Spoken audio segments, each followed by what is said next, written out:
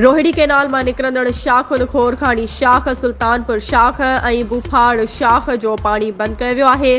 शाखुनि में वरी उॾामी रही आहे। उॾेरो लाल जे आबादगारनि उबैद हकड़ो, शरीफ़ साहिवाल, मोहम्मद सिद्दीक मीरजत, हुसैन बख्श खोरखानी ऐं हाजी मोहम्मद सिद्दीक हकड़ो दाहियो आहे त ख़रीफ़ जे फसल जी पोखाई जो वक़्तु गुज़रंदो पियो वञे, पर हिन महल ताईं खोरखानी शाख, सुल्तानपुर शाख, बोफाड़ शाख समेत ॿियनि शाखुनि जो पाणी हथ वठी बंदि कयो वियो आहे।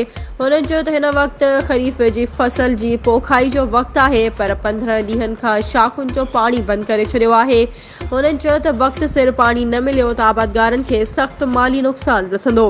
हुननि वसवारनि खां मुतालबो कयो आहे त फ़ौरी तौरु शाखुनि में छॾियो वञे त जीअं आबादगार ख़रीफ़ जो फसल पोखे सघनि।